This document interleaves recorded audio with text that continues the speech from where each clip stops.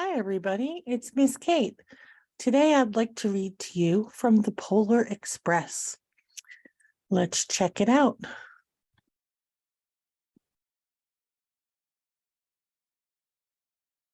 This book is called The Polar Express. It has won the Caldecott Medal, which is a children's book award. We can see on the cover that there's a train and it's snowing. We see some light. On the inside cover, it says The Polar Express, written and illustrated by Chris Van Allsburg. And we see a wolf with a train in the background. Published by Houghton Mifflin Harcourt in Boston and New York. The Polar Express. On Christmas Eve, many years ago, I lay quietly in my bed. I did not rustle the sheets. I breathed slowly and silently. I was listening for a sound a friend had told me I'd never hear. The ringing bells of Santa's sleigh. There is no Santa, my friend had insisted, but I knew he was wrong. Late that night, I did hear sounds, though not of ringing bells. From outside came the sounds of hissing steam and squeaking metal. I looked through my window and saw a train standing perfectly still outside in front of my house. It was wrapped in an apron of steam. Snowflakes fell lightly around it. A conductor stood at the open door of one of the cars. He took a large pocket watch from his vest and then looked up at my window. I put on my slippers and robe. I tiptoed downstairs and out the door. "All aboard!" the conductor cried out. I ran up to him. "Well," he said, "are you coming?" "Where?" I asked. "Why, to the North Pole." "Of course," was his answer. "This is the Polar Express." I took his outstretched hand and he pulled me aboard. The train was filled with other children, all in their pajamas and nightgowns. We sang Christmas carols and ate candies with nougat centers as white as snow. We drank hot cocoa as thick and rich as melted chocolate bars.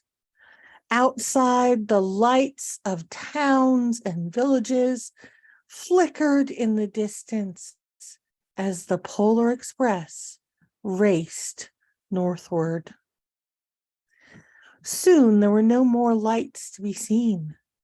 We traveled through cold, dark forests, where lean wolves roamed and white-tailed rabbits hid from our train as it thundered through the quiet wilderness. We climbed mountains so high, it seemed as if we would scrape the moon. But the Polar Express never slowed down. Faster and faster we ran along, rolling over peaks and through valleys like a car on a roller coaster. The mountains turned into hills, the hills into snow-covered plains. We crossed a barren desert of ice, the great polar ice cap. Lights appeared in the distance. They looked around like the lights. They looked like the lights of a strange ocean liner sailing on a frozen sea. There, cried the conductor, is the North Pole. The North Pole. It was a huge city standing alone at the top of the world, filled with factories where every Christmas toy was made. At first, we saw no elves. They are gathering at the center of the city, the conductor told us. That is where Santa will give the first gift of Christmas. Who receives the first gift? We all asked. The conductor answered, he will choose one of you. Look, shouted one of the children, the elves. Outside, we saw hundreds of elves. As our train drew closer to the center of the North Pole, we slowed to a crawl. So crowded were the streets with Santa's helpers. When the Polar Express could go no farther, we stopped and the conductor led us outside. We pressed through the crowd to the edge of a large open circle. In front of us stood Santa's sleigh. The reindeer were excited. They pranced and paced, ringing the silver bells that hung from their harnesses. It was a magical sound, like nothing I'd ever heard. Across the circle, the elves moved apart, and Santa Claus appeared. The elves cheered wildly. Hooray! Woo! Hooray! He marched over to us and pointed at me and said, let's have this fellow here. He jumped into a sleigh. The conductor handed me up. I sat on Santa's knee and he asked, now, what would you like for Christmas? I knew that I could have any gift I could imagine, but the thing I wanted most for Christmas was not inside Santa's giant bag.